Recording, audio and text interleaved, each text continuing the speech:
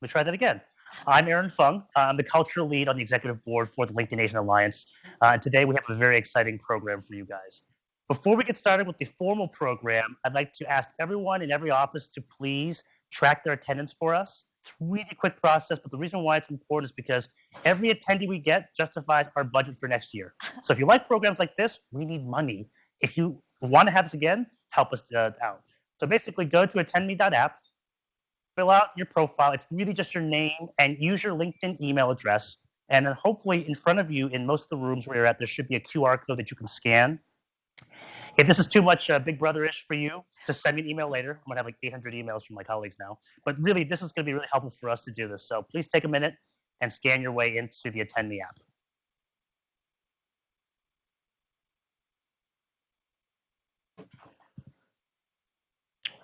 While you're all getting settled on that, I'm just going to lay a couple of expectations for today. So I'm going to spend the first couple of minutes introducing Amy.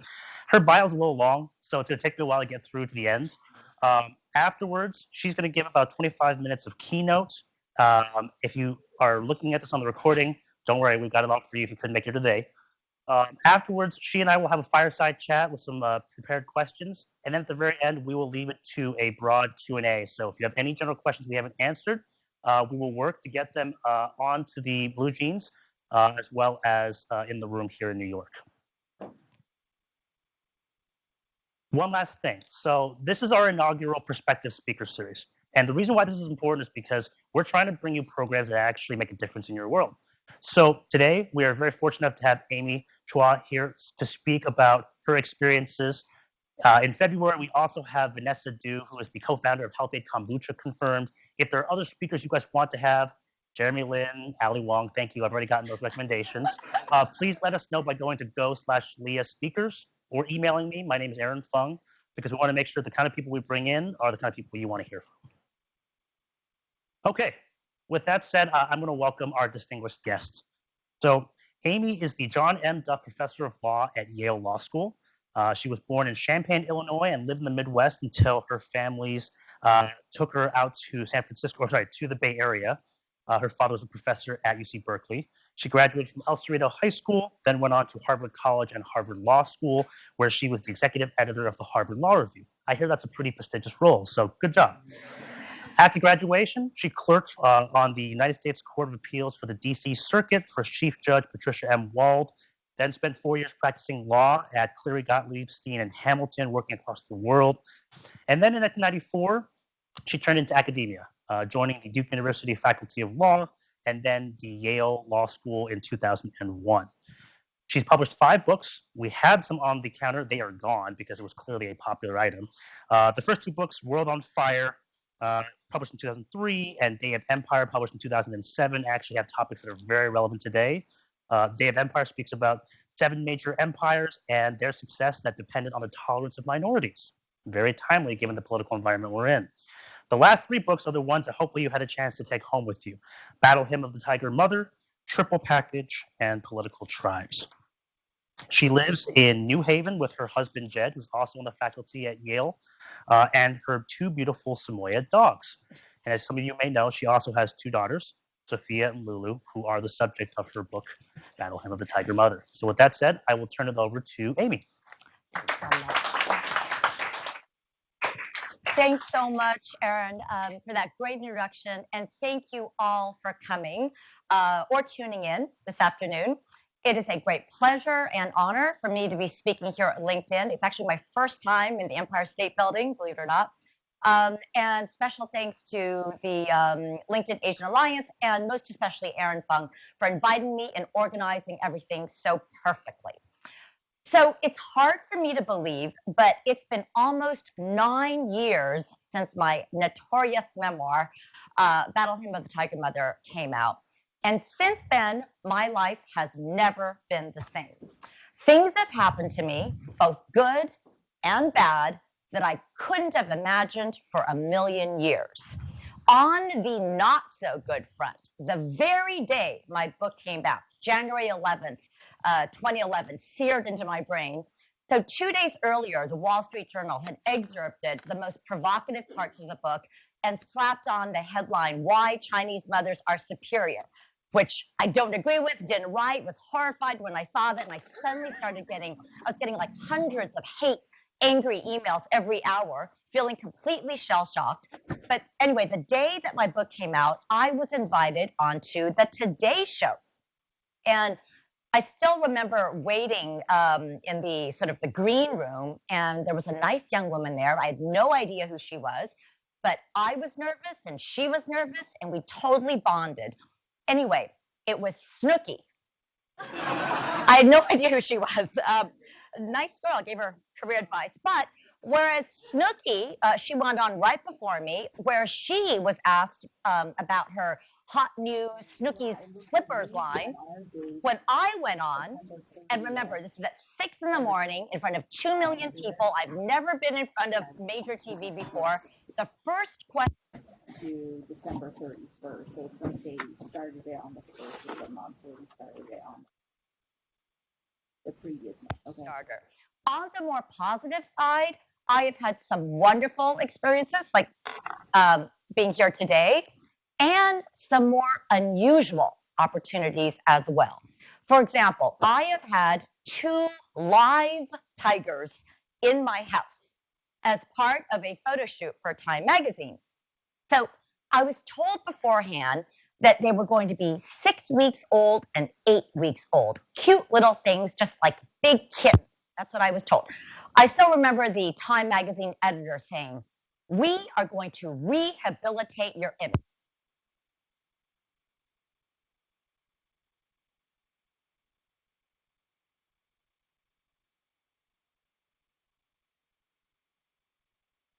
That you're actually warm and nurturing. Oh, it's not working? Oh, so I just, now is it working? Okay. So I was told that these little tiger cubs would be 6 weeks and 8 weeks old, and that I would hug them, and people would realize I was warm and nurturing. Well, there must have been some miscommunication, because when these tigers showed up at my house, they were not tiny little cubs, not 6 weeks and 8 weeks. They were 6 months and 8 months old. And I guess tigers grow fast, because there were these huge, roaring, gigantic creatures who arrived in cross chains with these 2 trainers wearing astronaut suits, restraining them and throwing them whole chickens. And I remember looking at the neighbors watching these tigers, but I remember the artist, or the photographer, was a very artsy German guy. And at one point he says, "Okay, for this shot, I want you to reach down and grab the tigers." I mean, their faces are huge. "I want you to grab the tigers by the scruff and yank it up like a real tiger mother would, and I'll take that shot." And I was like, why don't you try it first? You show me how it's done. Then I'll do it. And he was like, we'll try something else. So what I thought that I would do for the next 20 minutes is something that I just very different from my usual talks. Just because I guess this is the perspectives series. I thought I would tell you a little bit about my own personal and professional journey, how I ended up where I am at Yale Law School, and also author of controversial books, and specifically about being an outsider, and how, in a way, my whole life has been a process of constantly trying to turn that feeling of being an outsider into a source of strength. And for example, I just recently realized that every single one of the 5 books that Aaron mentioned actually reflects the perspective of an outsider in totally different ways. So, and I like to think sort of special or different insights. So I'll say something about that too, as a way to kind of give you a little bit of a feel for my more academic work, and then we'll open things up, excited for questions. So as Aaron mentioned, I was born in Champaign, Illinois, and my parents were Chinese immigrants who arrived in 1960 as graduate students. They were so poor when they first got here, they couldn't afford to pay for heat their first 2 winters in Boston, and so they wore blankets around themselves to keep warm. I'm the oldest of 4 daughters. People can usually tell. They say I'm very bossy and loud. And growing up in West Lafayette, Indiana, My three younger sisters and I always knew we were different from everyone else. America's totally different now, but back then there were far fewer Asians in this country. I was always the only Chinese kid in my class. We were the only Asian people in our neighborhood. And we just really stuck out. I remember every day for lunch, my mom would prepare all these terrific Chinese leftovers in a thermos. And I'd be so embarrassed. I just wish, why can't I just have a bologna sandwich? I want some processed meat like everyone else. And we also just had many more rules that we used to complain about. So my parents, my mom and dad were extremely strict. Every day after school, when all my friends would get to go hang out and have fun, we'd have to come straight home, do chores, drill math, practice the piano. Unlike a lot of other immigrants, families that kind of were worried about assimilation, my parents were the opposite. They wanted us to sort of retain our Chinese values. So we were required to speak only Chinese at home. And for every English word accidentally uttered, we got one whack of the chopsticks on the palm, which ran out by the time I got to my fourth sister. I mean, they were always stricter at the very beginning. But, and also just in terms of academics, my parents were stereotypically, they had just crazy high expectations. We had to get perfect grades. If I came home with a 99 out of 100, the question was, what happened to that 1 point? Socially very strict, not allowed to go to parties, no boyfriends, no sleepovers. I remember I was, my senior year in high school, I was invited to the senior prom. And I asked my dad if I could go. He didn't know what it was, asked about it, found out about it, and then said, no, you can't go. But then I begged, and my mom finally interceded on my behalf. And so my dad finally capitulated on one condition, that I be back home by 9 p.m., which, of course, is when everybody else was just going to the prom. So I went to the prom, came back at 9, and then snuck back out a window. So when my Western friends hear these stories, they always feel so sorry for me. They assume that I had this horrible childhood, and it's completely wrong. I had such a fun childhood. I adore my parents. And part of the reason is that there was another side to my father. He was super strict in some ways, but very unusual and untraditional in other ways. So my parents were actually part of the Chinese minority in the Philippines. They're about 1% of the population, but extremely successful economically. And my dad was from a business family, and he was the middle child out of 8 and completely the black sheep. He hated business. He was a scientist. So he actually was extremely unhappy as a child and very rebellious. And he and my mother actually eloped to MIT, not where I would elope to. But when I was growing up, my father was kind of a wild man, very anti-stereotype, very adventurous, very daring. When I was 8, we moved to Berkeley. He became a professor there, and he grew his hair long. And his work, which is technically in electrical engineering, was also very outside the box. He did chaos theory. He invented something called the Chua circuit, the memristor. But it was a big impact on me because he always wanted to try new things. He was extremely experimental. Skiing, crabbing, fishing, camping. He didn't have a son. I'm one of 4 girls, so he treated me like a boy. Most people don't know this, but I can build things. I know how to use a chainsaw. I can chop wood. When I was 16, my father had a sabbatical where you go to another university for a year. Most people just pick one university in Europe or something. He wanted us to see the world, so we went for 3 months each in London, a technical institute in Munich, and then Lausanne. And talk about a tiger dad. My dad just threw us right into these public schools. He didn't care that we didn't speak a word of German and barely any French. We just threw us right into these schools.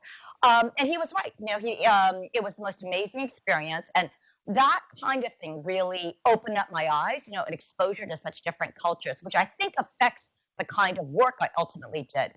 So human beings, however, are very complicated. And my father was untraditional in some ways, but a patriarch in others. And when it came time to apply to college, he was just, you will just go to Berkeley and live at home. It's cheaper, save money, no need to visit any campuses for you. But I didn't want to do that, so I applied to just one school. I'd heard people talking about this place called Harvard. I forged his signature. And when I later told him I got in, he was upset at first, but then he found out more about it and he let me go. When I got to Harvard, it was a lot of fun. I had a lot of freedom for the first time in my life, but that sense of being an outsider stayed with me. Again, America is totally different then. Now there are so many Asians. There is obviously no doubt in my mind that there is now anti-Asian discrimination in the Ivy Leagues. But back in the day, there was hardly any of us. And my biggest problem when I was in college was I was doing everything my parents wanted me to do. So true to stereotype, my parents wanted me to be a doctor. So I started off pre-med, majoring in applied math. The only problem was I was horrible at it, terrible at it. So I finally switched, but I only chose economics because I thought maybe I can persuade my parents that's sort of like a science. And I only applied to law school because I didn't want to go to med school. I was very lost. I was kind of doing things by default. And when I got to Harvard Law School, Aaron made it sound so great, but it was actually very, very tough. The law did not come naturally to me. And I think part of it is the way I was raised. I was raised in a kind of Confucian framework. I was always taught to respect elders, to defer to authority, to listen to your teachers. So I wasn't really that great at critical thinking. When the professor lectured, I thought I admired him so much. I just wanted to write down everything he said and memorized it. But that's not what works at law school. I remember my professors would call on me and say, okay, Ms. Chua, you've read this judicial opinion. What do you think? Do you agree or disagree with it? And I would just have no view.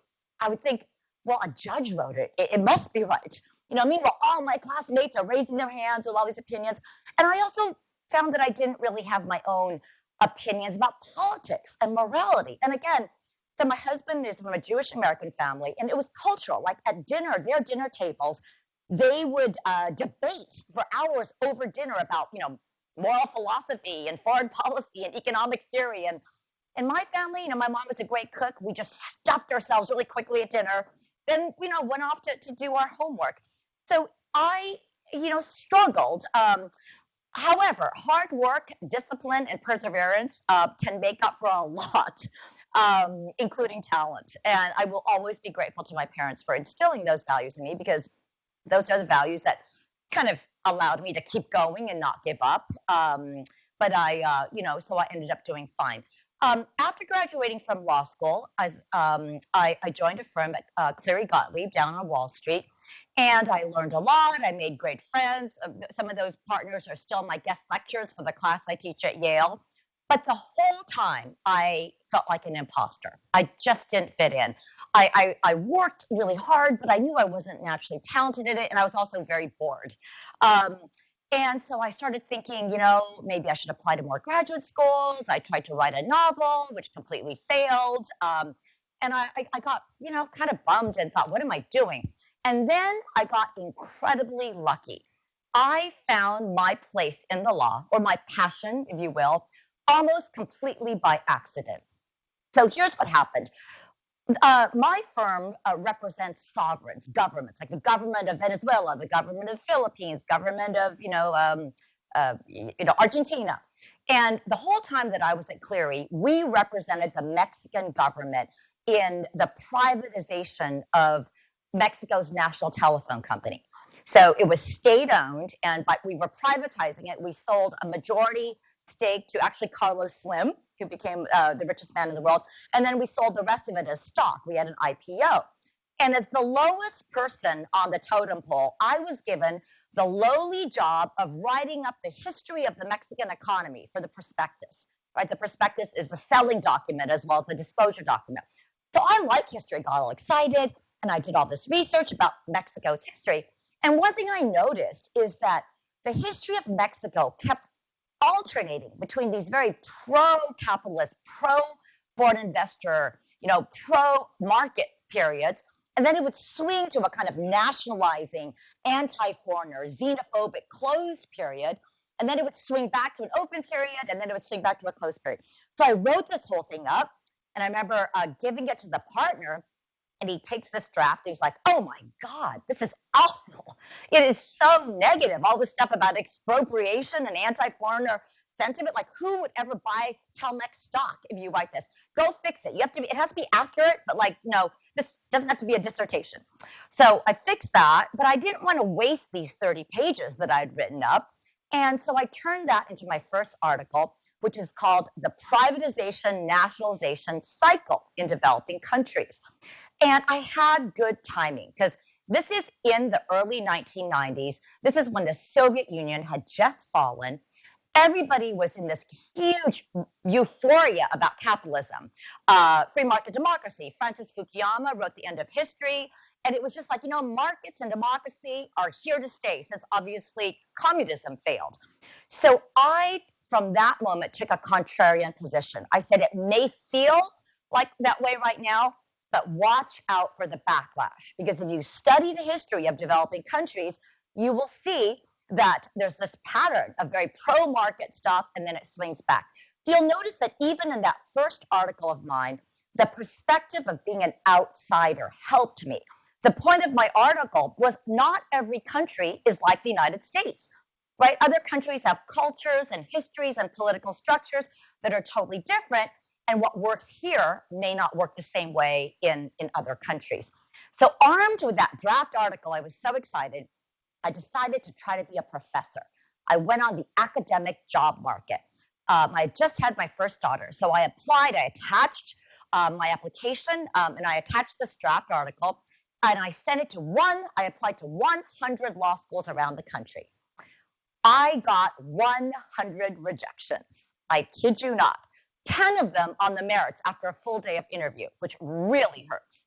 So I was sunk into this big depression. I remember calling my dad and saying, Dad, you know what? I don't think it's going to happen. I'd always wanted to be a professor, but I just got these rejections and I don't think I'm cut out for it. And I will never forget, my dad was like, wait a minute, you got 100 rejections and you want to give up? He thought 100 was a low number.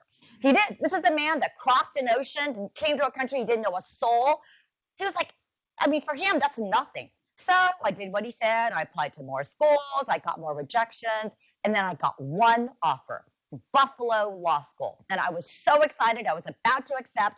And then at the last second, Duke Law School, which had previously rejected me, unrejected me because I think somebody else canceled on them. So what I always tell my students is it doesn't matter how ugly the process is. It doesn't matter how many failures and rejections. All you need is one good offer. And then my life started to come together. And here I'll tell you 2 short anecdotes. And the moral of the story is that things that feel like your worst nightmare can often turn out to be the best thing ever. So one of the places I got rejected when I applied to these 100 law schools was Yale Law School. And I remember having a screening interview with a committee, a hiring committee, 8 white men in the scary place called Morey's. And it was a disaster from start to finish. They kept asking me to explain my thesis. I was talking about privatization, nationalization, when I thought I'd already explained it to them. I was like, why? I keep saying the same thing. It was really garbled. So at the end, I just thought I got to cut my losses. Now, one of the things I had noticed when I was working in Mexico was that the elites in Mexico, the wealthier people, the government officials, were all lighter skinned, kind of European featured, whereas all the working class people doing all the Xeroxing were shorter, darker, indigenous blooded. So I was kind of trying to explain this, but it came out sounding awful. And I did not get the call back. But right before I left, a very famous legal historian named John Langbein, who is still my colleague, said, oh, I get it. I know what you're interested in. You're interested in the link between markets and ethnicity. And I was like, yes. I hadn't thought of it in such fancy terms. I thought I was writing about telephones.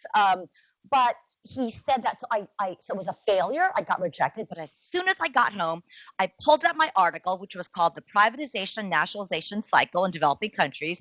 I attached a colon and I put the link between markets and ethnicity. And with that, I submitted it to law journals. The Columbia Law Journal took it, and that's how I got my position at Duke. Anecdote number 2. when I started at Duke, it turns out that one of the world's greatest experts in ethnic conflict, which is what I'm interested in, was a member of the faculty. So very important person for me. His name is Donald Horowitz. So when I was there for 2 months, they wanted me to present new ideas. So I started presenting a second article I was writing that was on markets and ethnicity in South Africa and the countries of the former Soviet Union. So I blabbed and did all this. Then the question time came. First question, hand shoots up. It's this famous guy, Don Horowitz. And he then proceeds to shred apart my argument, saying how basically what he said is you are focusing on markets and ethnicity, but you are totally leaving out the role of democracy. And that's why your whole article is completely flawed and you should just table it. And even worse, he then said, oops, I have another meeting, so I got to run. So then he left before I could answer. Not that I could have answered. So I sunk into this funk. Oh my God, I've just started. The most important person on this faculty hates me. I failed before I've started. But then I started thinking about it and I realized, you know what? He is right. So I had lunch with him. I revamped my article. He became my main mentor. We became great friends.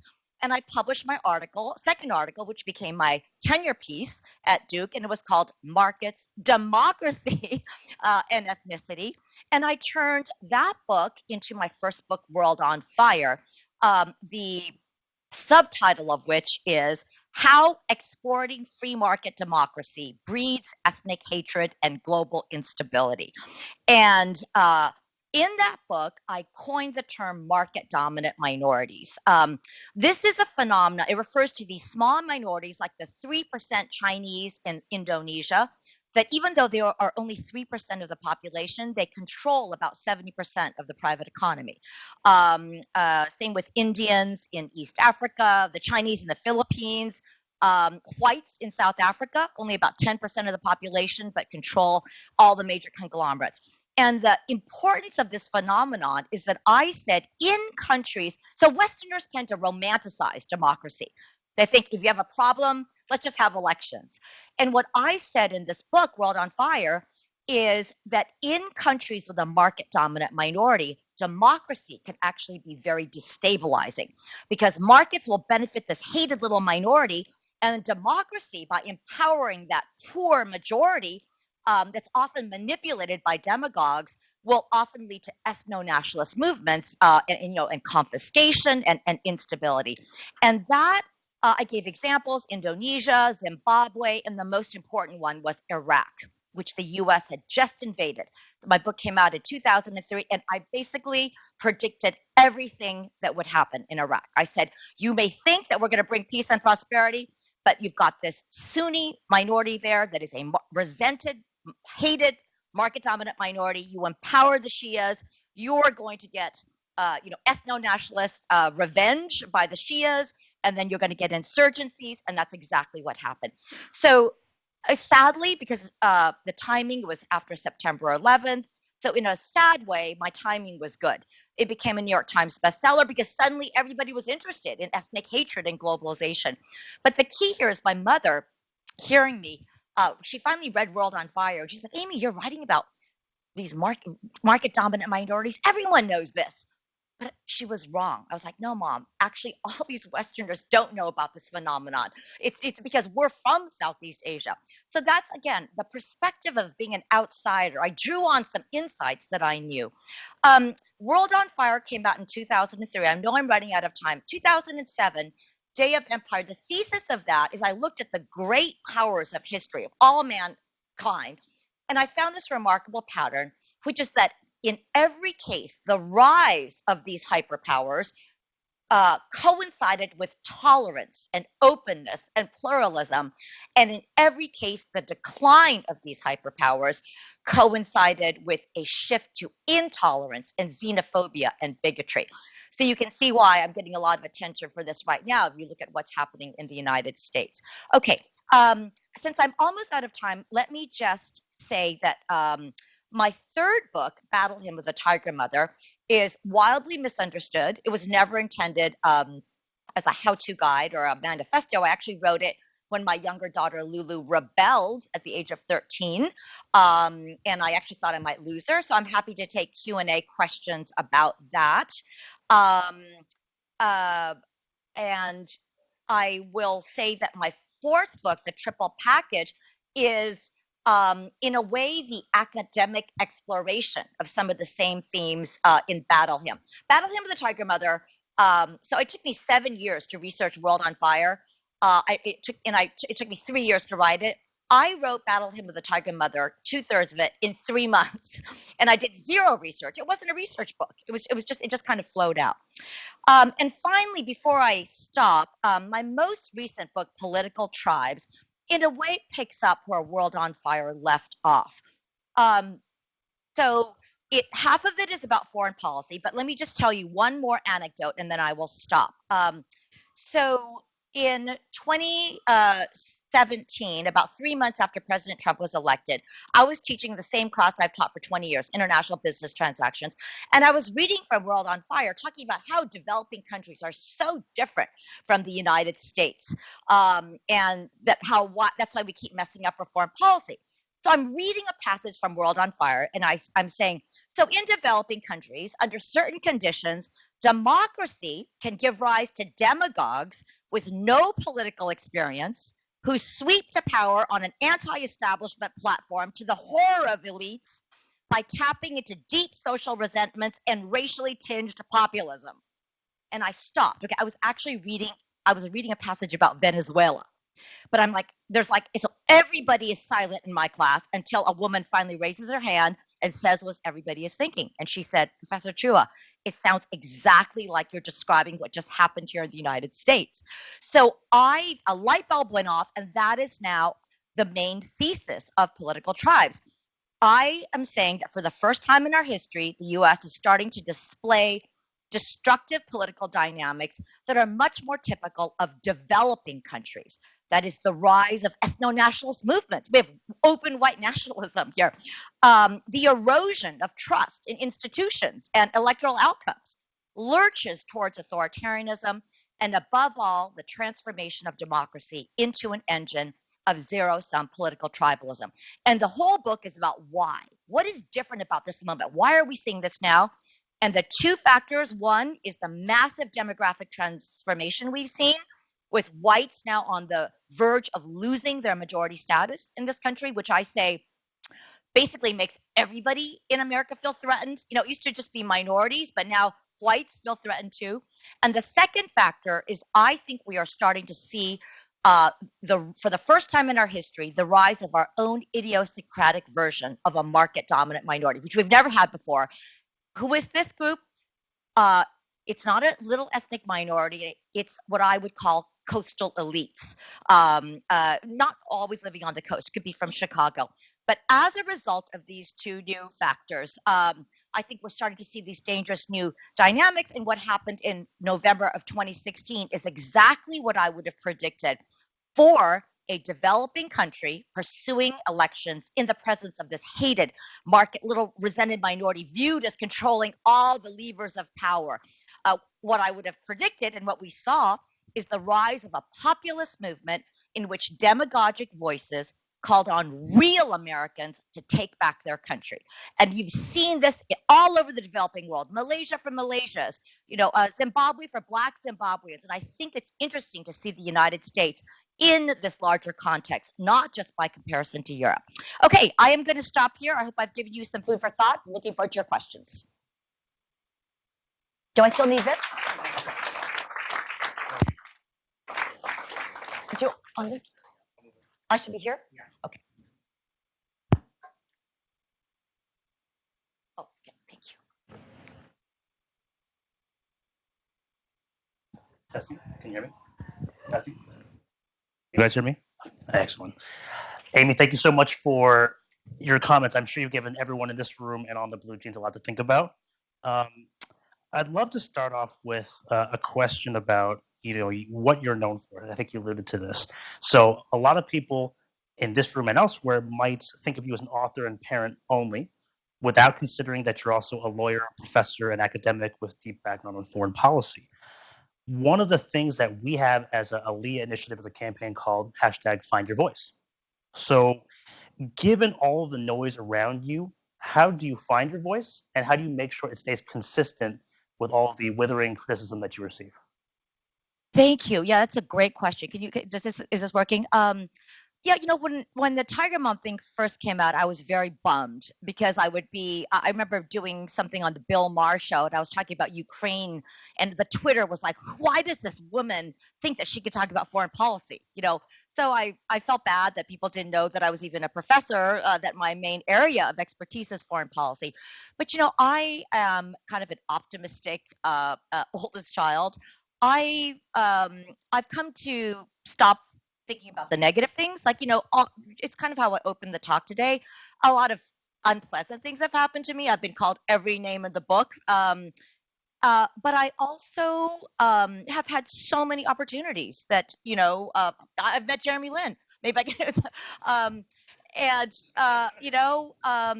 and so to your question about keeping consistent, I really think this theme of being an outsider, how to turn being an outsider into a source of strength, is what I kind of live by. I follow a lot of the same pattern. I will be called and attacked. It'll seem incredibly unfair. I'll sink into a depression. Don't want to get out of bed. Can't. And then I guess it's the way my parents raised me. I'm very grateful. After about 2 days, I'll start to get mad. I was like, you know what? Who are these people? And then I will then, think about it like, actually, I am proud. Like, instead of, because I start off in this kind of self-loathing thing, and they're like, wait a minute, I may have made X, Y small mistakes, but I'm actually proud. I'm proud of my daughters. I'm proud of the way that I raised them. I'm proud that I called the dangers of democracy right in World on Fire. I was ahead of the curve by about 10 years on that one. Now everybody realizes that. With the final thing being when Donald Trump was elected here, it was almost like a taste of our own medicine. Democracy is supposed to be. So that's the best that I can say. I think this kind of keeping, and also, the kind of what doesn't kill you makes you stronger. I think. It's interesting that as a segue for your book, Political Tribes, you actually discuss some of the challenges that we see in America today stemming from people's blind loyalty to a group. Yet, in spite of that, you actually still are very optimistic about the future of America and the American dream. Why is that? Um, am benefited because I've spent 25 years studying developing countries. So this now, it sounds so Pollyannish, but I think it's a huge deal that America's national identity it's not that we've lived up to it, but as a constitutional matter, we have an ethnically and religiously neutral identity. Now, of course, it's true that the founders were white males who held slaves, women were not allowed to vote. We have never lived up to the ideals in our Constitution. America's an aspirational nation, but if you look at China, it's an ethnic nation defined by blood. If you look at most countries in Europe that are pluralistic now, a lot of them started as ethnic nations. So I am optimistic because I actually think that while what we're seeing now, it feels like chaos and everybody hates each other. But I think part of it is that previously silenced voices are now finally allowed to be heard. So it sounds incredibly angry and horrible, but that's because for most of our history, they were suppressed. So I do think that we have the best sort of constitutional structure and formula here, but I do think it's going to require a collective shift towards more generosity.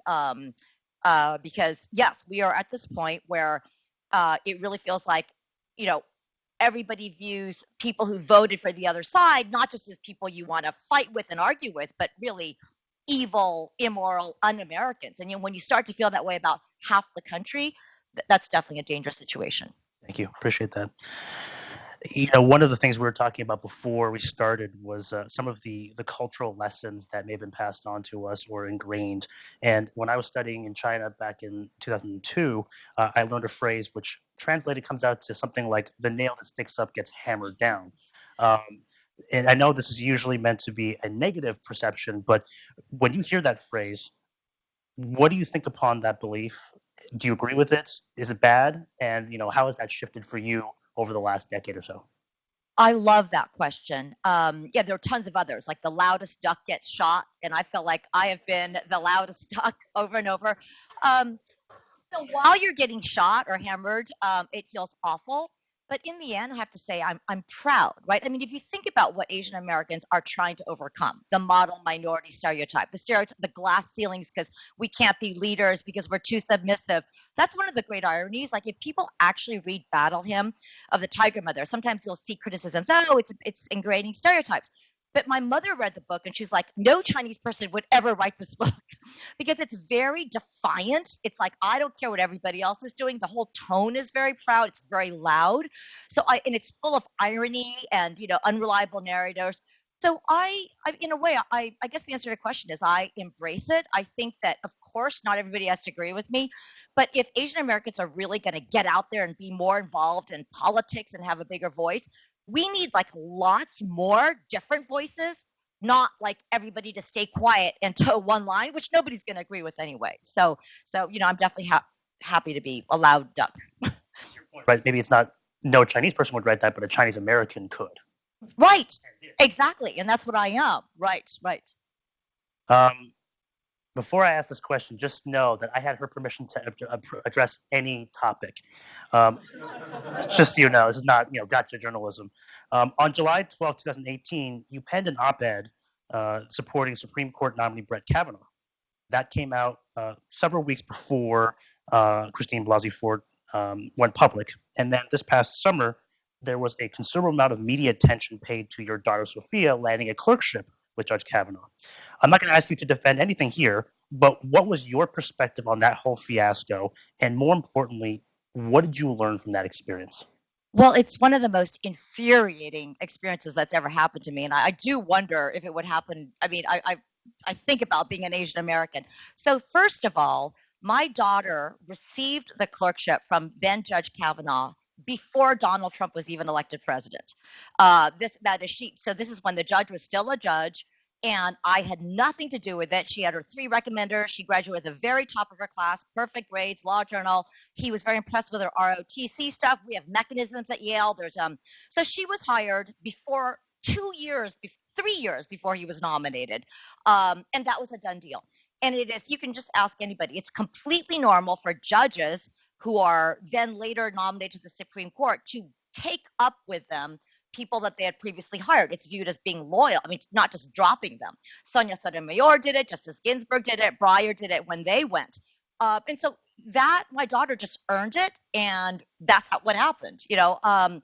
And yes, what's so frustrating for me, it's interesting talking at LinkedIn, is the most frustrating thing for me about social media is how lack of control you have about it. It's like, I was actually clear. So there was another thing about teaching, grooming people to look like models. I mean, this was completely debunked. Like even all the new books have said, he was an excellent mentor. You may have certain views, which I don't want to talk about the allegations, but in terms of all of this other stuff, it was just crazy. But on social media, there's really no way to kind of correct a wrong narrative. Because you get more clicks if it fits the kind of thing that everybody hears. So I'm just going back the old-fashioned way, which is one. Never, my mother has said, just don't be bitter. Bitterness eats you up, And I've written a new book. So and it's kind of a prequel sequel to Tiger Mom. I don't know if anybody will publish it. I've just finished it. But then I thought this is my own way of getting my story out, and then people can believe me or not. But that's kind of like the way I'm dealing with it. Lovely. Thank you. Let's take this a little bit lighter. Who's your favorite daughter, Sophia or Lulu? No, I can't ask that. But when your husband or your daughters, look back upon all the media scrutiny attention that they've had for the last, 10 plus years, what have they learned from all of this? I mean, beyond what interviews they've given and statements they've made publicly. So I'm incredibly grateful to my kids, especially Lulu. We were having such a hard time at age 13. And so then the next thing we know, we're like, I'm called the most hated mother on the planet, and we're the most notorious household in the Western Hemisphere. And for those couple of years, you'll notice Sophia went out and did media stuff and Lulu didn't, so they're very own people. But then when Lulu got to college, she kind of became her own person. And then she did this big interview. I think it's I don't know if it's in the New York Post or what, where I couldn't believe it. She actually said that when she grows up, she thinks she'll be a Tiger Mom. So they've been amazing. I have a lot of regrets, especially related to your last question. I feel like Sophia, because I'm this person that a lot of people hate, they get the flack, so I think a lot of the attacks on Sophia, I feel terrible about that. I really feel like, wow, she didn't ask for this. But then on the other hand, I'm also incredibly proud of, I think one of the things that's misunderstood about the Tiger Mom thing is I think it's all about grades or achievement. I think it's about resilience and grit and knowing how to pick yourself up off the floor after you've suffered. And that's why I chose to tell the stories I did today, the 100 rejections. So, I've been really proud of the way that they respond to these things. And the fact that our family is still so intact is something. But no, I think it's been very hard for them. And certainly when they're really mad at me, trust me, there's some really nasty things that come out. Family, right? I hope so.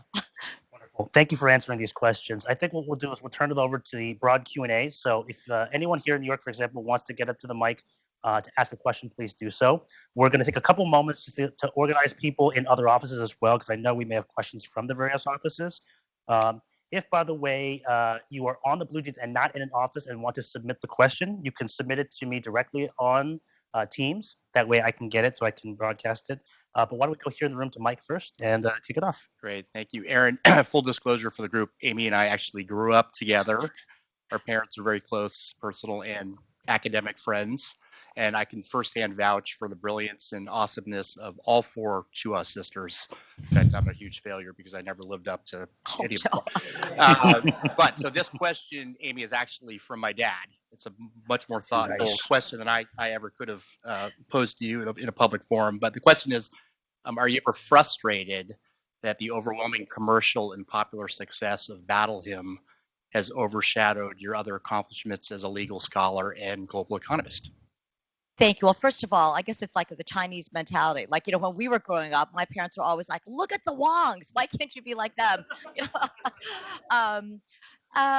So, yes, I think I was very frustrated a lot with the, as I mentioned, my own favorite book, Day of Empire, is, I think it's a really good book, and it got almost no attention at all.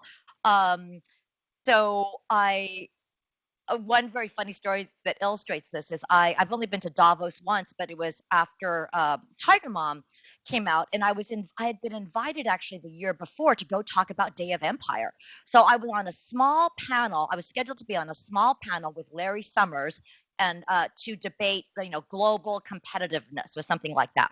And this is right after the Tiger Mom thing came out, and I was being called every name in the book and screamed at by Joy Behar, and I was so happy to get on a plane and go and be able to talk about Day of Empire.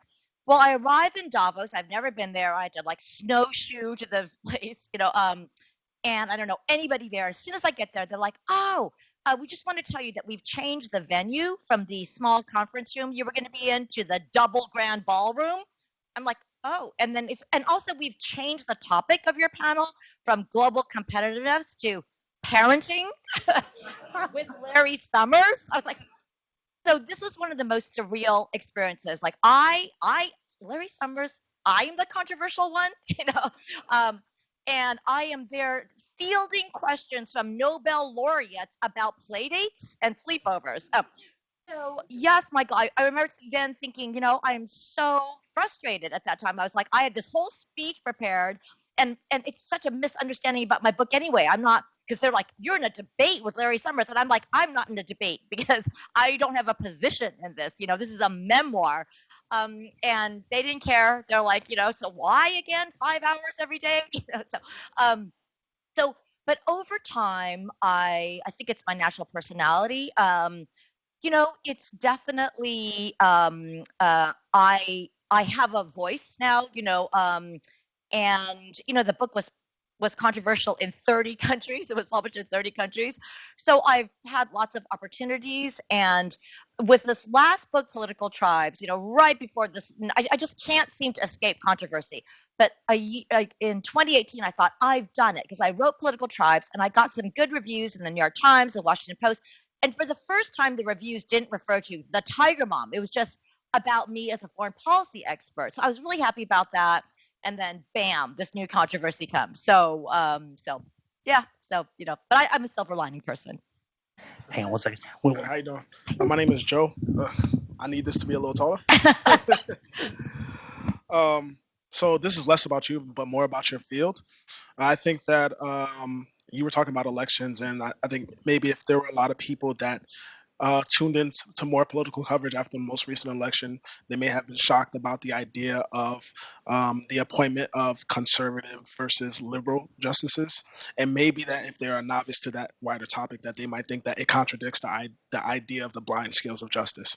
So my question to you is: do you think that the idea of labeling people liberal judges and conservative judges is something that's terms that are misused, or if they're not misused and if it's not overblown, does it in fact contradict the idea of the blind scales of justice? This idea that based on a bench being majority conservative or majority liberal, we will have drastically different outcomes. Great question. First of all, I'm really not an expert on the inner workings of the Supreme Court. I do think that. And I don't mean the Supreme Court specifically. Yeah, just the yeah, idea of, right. Yeah. It was so interesting. Justice Breyer came to speak, and I'm also very friendly with Justice Sonia Sotomayor. And one thing that's fascinating is, what you read about in the media, there are these incredibly important cases, and that, it really does matter. If you conserve on certain issues like abortion, or guns, you are going to get a pretty significant split, conservative versus liberal. But what Justice Breyer and a lot of people pointed out that I think most lay people don't know is that 90% of the cases they get are actually not about those issues.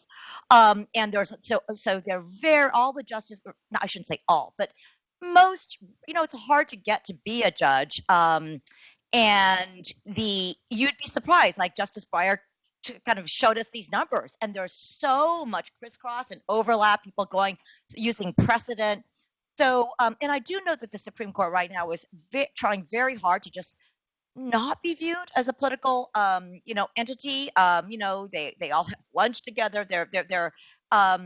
So again, I don't want to say too much more, but it is something that I'm very worried about for reasons I talk about in Political Tribes. I do think that this moment in history is more dangerous than previous moments. I know I think of history as cyclical, but because of the two things I mentioned, the fact that the white majority is losing, predicted to lose its majority status by 2044 or 2050, I think that there's much more of an open struggle for the identity of this country. And I think that we're starting to see some dynamics that are worrisome. I'm a fan of the court system. I know a lot of my liberal friends just want to give up on it. I am old enough that I remember when it was the conservatives, when the Warren Court was very ascendant, that they were like, let's give up on the judiciary. So there will be fluctuations.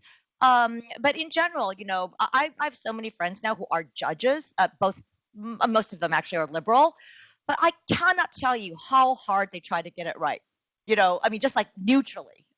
So great question. I hope I did an okay job. We have one question from the chat, which is from Ramva Murray, which is, we have new countries every few years.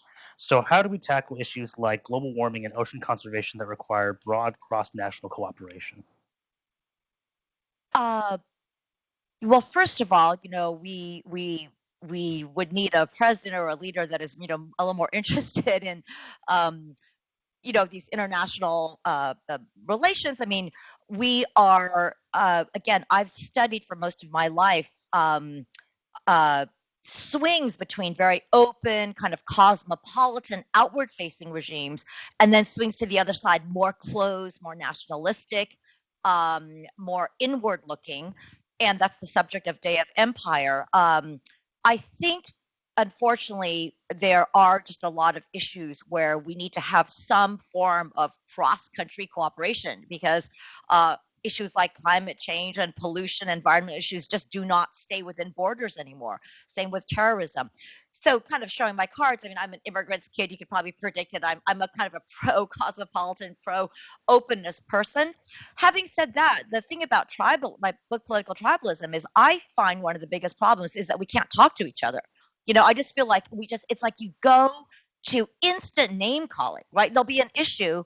And so I'm an openly very pro-immigration person, but I actually think that what I've observed on college campuses is now it's so different than it was even 5 years ago. Like if you just say, we have to think about What kind of restrictions should we have? And should we have any checks, or how should we secure the border? That you're almost instantly, oh my God, you're Islamophobe, you're a xenophobe. And I think that's so dangerous because for a lot of people not on the coast and middle America, it is very dislocated to see America changing, to see a lot of immigrants. They don't understand. So what we need is we need more understanding, more discussion. And if you just instantly sort of label somebody a racist xenophobe for even asking a question because they don't know how to word it right, what I see happen over and over is it goes underground, you know, and that's where it gets really dangerous. You see underground, there is incredibly horrible, true racism and bigotry. So I think it's dangerous to just, you know, I have a student who's I'm very close to, who's quoted in Political Tribes. He's from his father's an undocumented Mexican worker, and he said, you know, we progressives have to take responsibility too, because if everything is racist and sexist, then nothing is, and that we need to pick our battles better, because what he thought was, you know, if you cry wolf too much, then when the real wolf comes along, nobody will recognize it. So I'm much more at Yale Law School. I start, you know, I'm one of the things I'm most proud of is I'm known for teaching the most diverse class in a real sense. First, very, very demographically diverse, just because of course I get a lot of minorities, but I also am very proud that I actually get a lot of conservative students, and I try to generate real debate. And I hope that I can still do that, although I think that times are changing. It's much harder now than it was even 5 years ago. We're right near the end of time, so I want to do a couple of things. First of all, thank you so much, Amy, for coming here today. I know we really appreciate your time, your perspective. By the way, Amy, you know, normally goes to an agency. She said, "I'm happy to spend my time, come down here," and so we really appreciate that. I want to help your social media post out, so we're going to take a selfie with this big group here first, and then we're going to post it to your LinkedIn because we need to work on your profile. But just one quick photo, and then we'll wrap it up really quickly. So stand up real quick. I go here? All right. Okay, yeah. Ready? 1, 2, 3. Fantastic. Oh, wave your hands? Okay, good. Yeah, fine. Last couple housekeeping items. One, if you haven't checked in, please check in. If you don't want to because you don't like it, help me out or email me directly, Aaron Fung. We have a lot of events coming up again over the coming months throughout our chapters. So thank you all for being here today. Really appreciate your time. Thank you, Amy, for being here. And if you have books that you want her to sign, she's agreed to stay behind for a few minutes to sign the books. So thanks, everybody. So fun. You did such a great Did it work? Good.